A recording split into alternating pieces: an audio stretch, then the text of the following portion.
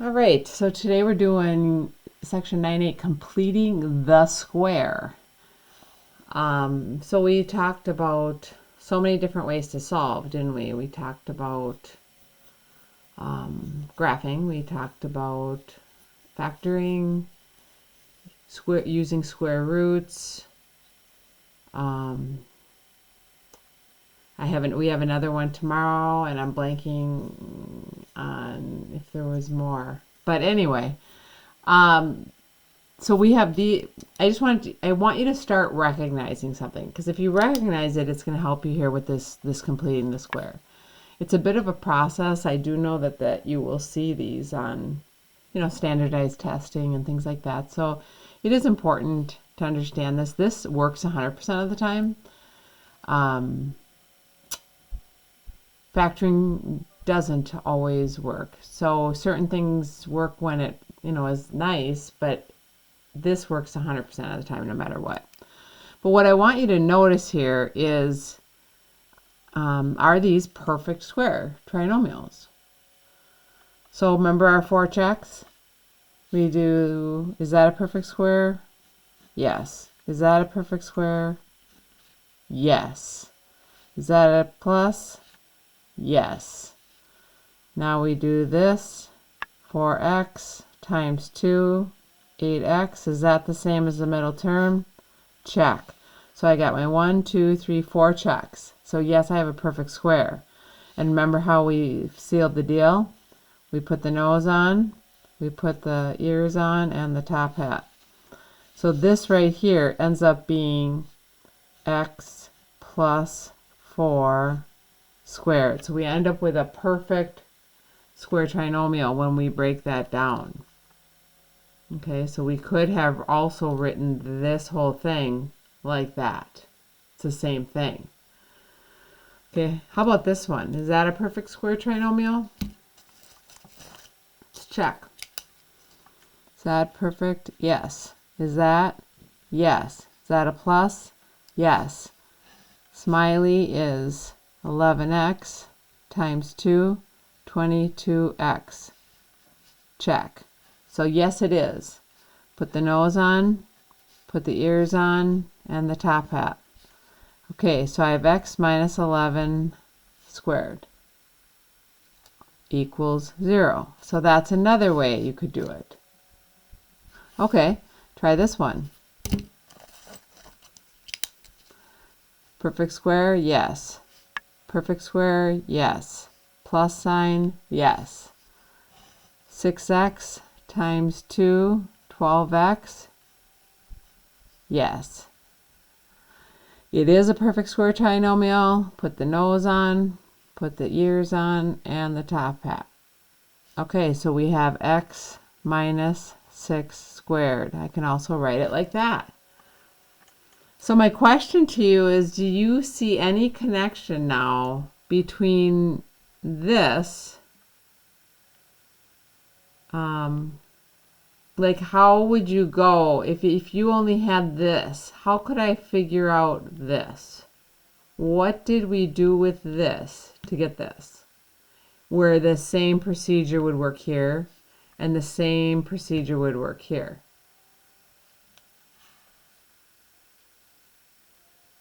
I'm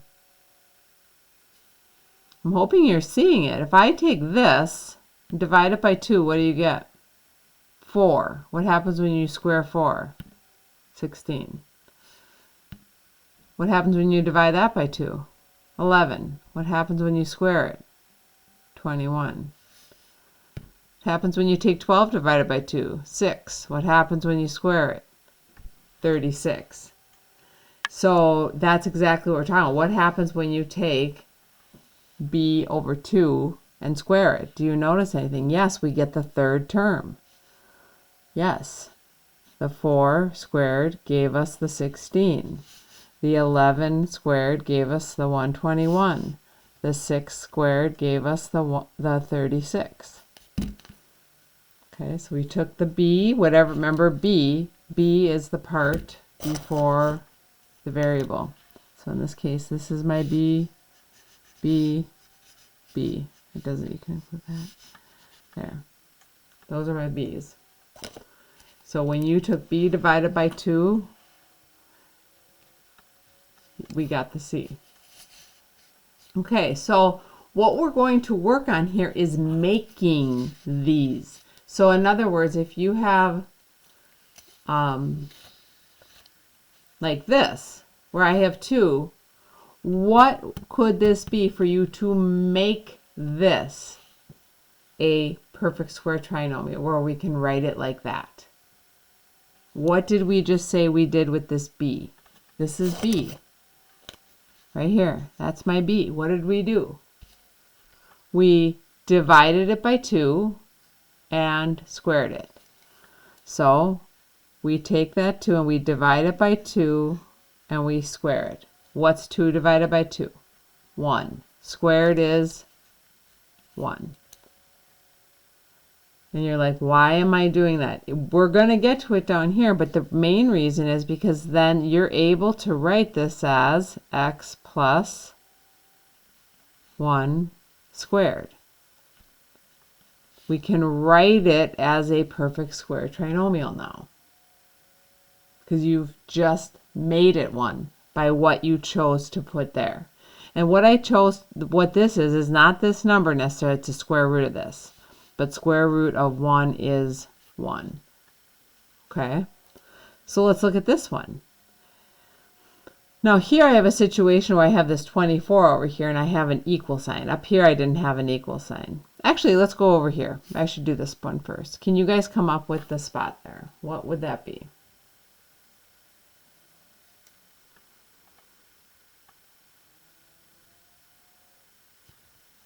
Okay. -6 divided by 2 squared is going to be, again, that negative isn't going to really matter because you're going to square it anyway, but it's -3 squared is 9. And you can start doing that in your head. Divided by 2, square it. But we're going to enter in now equal sign. So now if we are going to make something here so that I can have, what would this be up here? This would be x minus 3 squared. That's what I'm shooting for, is getting something like that. Well, if we're going to figure out something, we put it in here and we have an equal sign, we can't just add it to one side. You know that's a balance. We have to add it over here too, and that's why I have 2 blanks. So can you guys figure out what number would go here to make this right here a perfect square trinomial?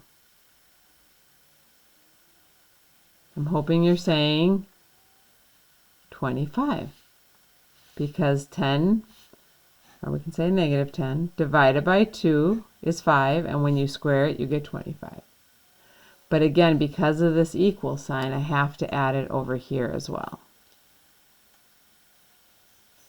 Okay. Now I'm going to have x minus 5 squared equals 49. So we're starting the process here. This is just the beginning.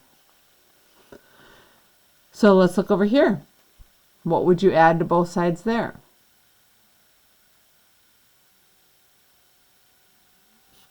Good. 36. I heard it. 12 divided by 2. Whoops, I'm going to put it over here. 12 divided by 2 squared is 6 squared. 36. But again, since the equal sign is there, I have to add it to both sides. So that is, we did that so that we could write this as a perfect square trinomial like that. Okay, so do you notice that when I write this out, I square root, square root, square root, square root. Okay, I don't put the number there. So let's do it. Now, that's the hardest part. So if you understood that, you're going to be just fine. So solve by completing the square. That's what we're talking about, is completing the square so that I can write this. So first thing you have to do is set it up. So I have tried to show you up here how you set it up. You rewrite this and you put a blank and you put a blank. So let's do that. X squared plus 16x plus blank equals -15 plus blank.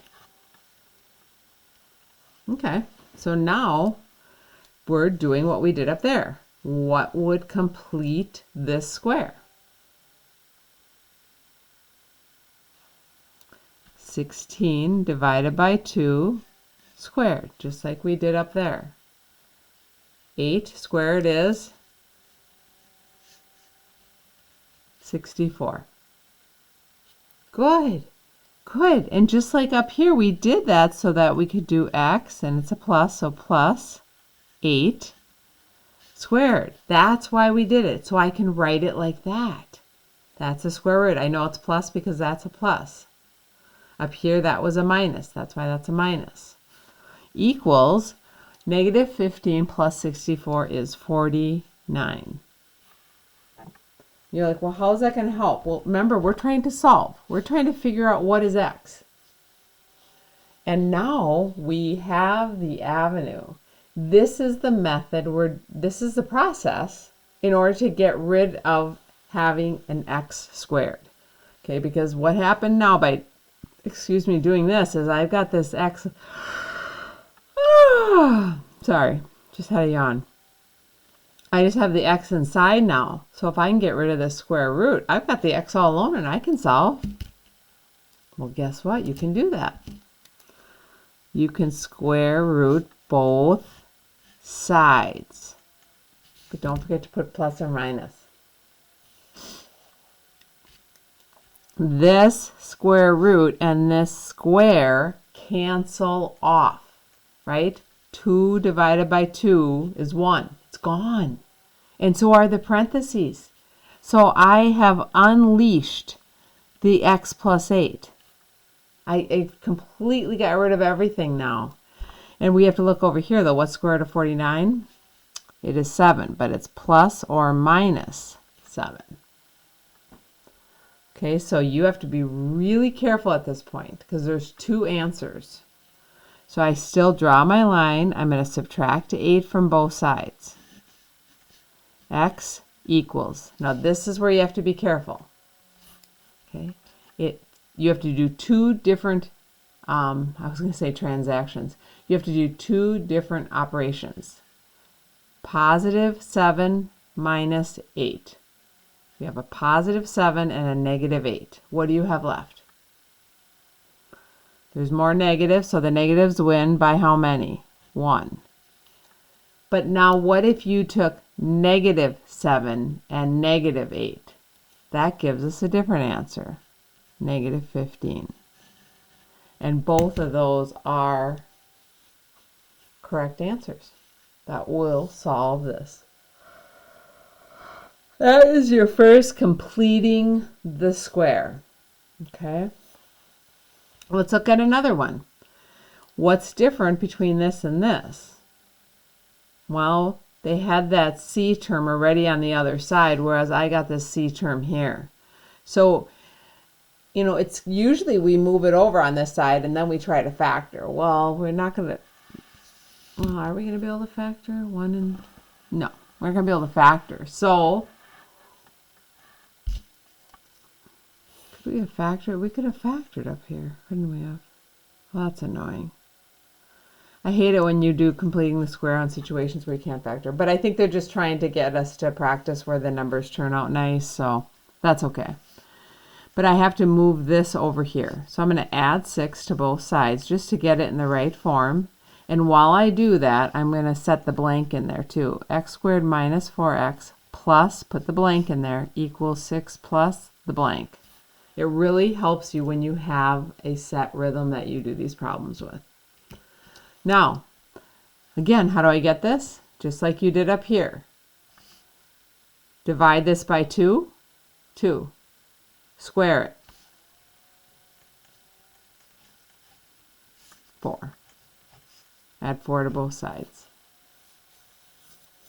Great, you have made a perfect square trinomial. So let's write it out that way. X, and it's minus. Square root of 4 is 2. Squared equals 6 plus 4 is 10. So what did I do over here to get rid of that square and unleash the middle? To get rid of all its boundaries. That's right, I took the square root of both sides. And I didn't forget the plus or the minus. Yay, that and that are gone. And I have now unleashed x minus 2, no parentheses, no square root, all by itself. Problem is, square root of 10 doesn't come out to a whole number, does it? So I'm just going to write it as plus or minus square root of 10. I can't do it. I don't want you to get the calculator and give me an estimate. I just want the exact answer, so leave it like that. I still have to solve for x. So this might look strange, but it's actually not bad at all. You cannot put those two together. This is a whole number and this is a square root. So I need to just write them in a row. And typically what happens is you're going to put this number first. Not that it matters completely. And then you say plus or minus the square root of 10. So I put this number first and then plus or minus goes with the square root of 10. And that's how you leave it. So you don't have to calculate that out or anything. That's the answer. So it's almost a little bit easier actually than doing it this way, because you have to calculate this and then calculate this and get your two answers. Here you just write the two answers together, plus or minus. They're in there. All right, we'll try another one. What do I have to do first, class? Well, actually, you want to start here with in x squared, and I have that -3, but I'm also seeing that I could divide everything by -3 and simplify this, so let's do that. You can do that anytime you want, as long as you do it to everything in the whole thing, every term. So I'm left with x squared minus 4x plus 5 equals still 0. So take a look at that, make sure that makes sense to you. The negative and then the two negatives made it a positive. I'm going to move that 5 to the other side and get x squared minus 4x plus blank equals -5, because I moved it over and I subtracted 5 from both sides, plus blank. Your turn. Figure out what you're going to put here and add to both sides. Yeah, we just did something quite similar here, didn't we? So we'll have the -4 divided by 2 squared. That's -4. And that is a 4.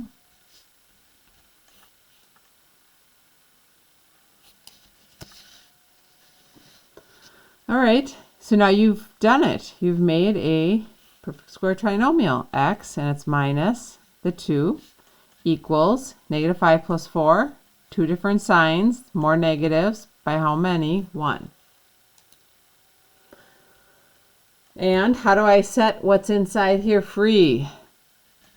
Take the square root and take the square root. This cancels and I'm left, I don't even need that. X minus 2 equals, oh my goodness, square root of -1? Try that. It doesn't go well on your calculator because it is an imaginary number. So we cannot ever take a square root of a negative number. So we stop right there and we write no real solutions.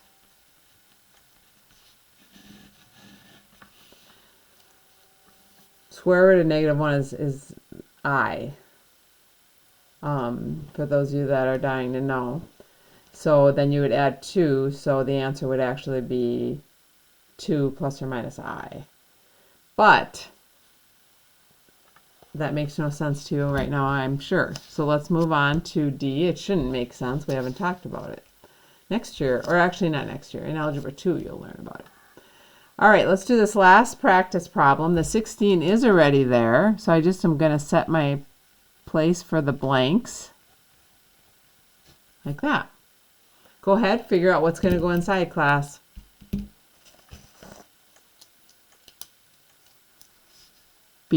My B is 6.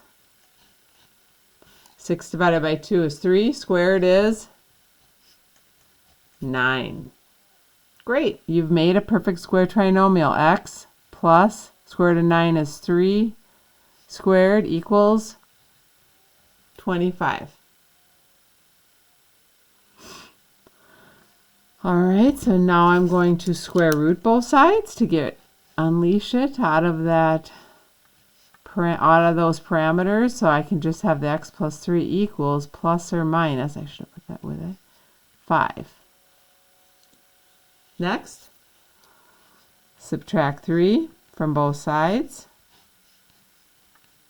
And now we have to do a little calculating. Positive 5 and a negative 3. Who wins?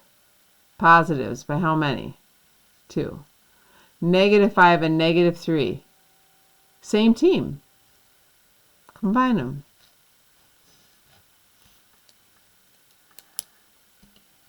All right, so that's the main gist. I do have one other word problem I wanted to go through, just to show you how this works.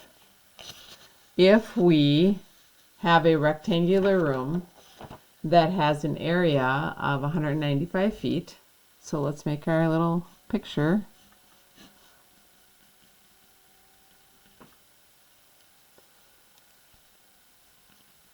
Feet squared.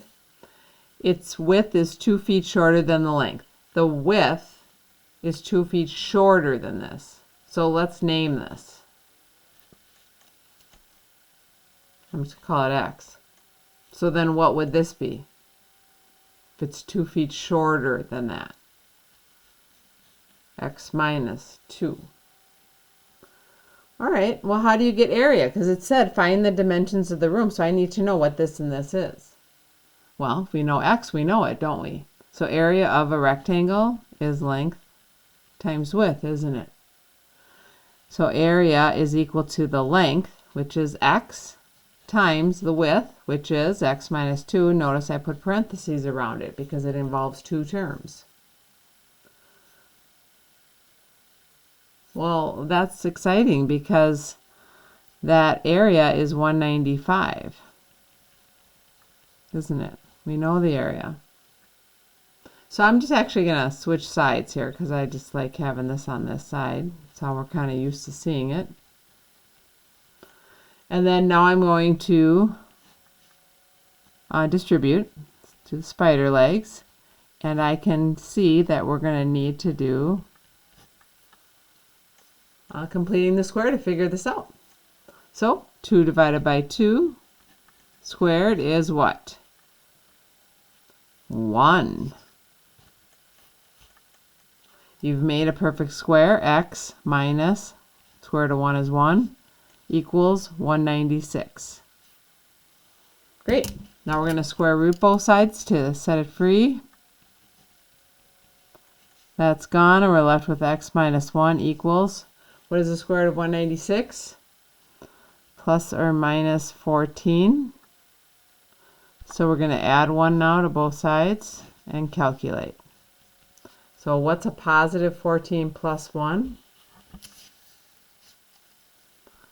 15. What's a negative 14 plus 1? Negative 13. Can't have a negative in a length. So the x is 15. And then what is the width? Or what is this side? 15 minus 2, 13. So check it. Is 15 times 13 195?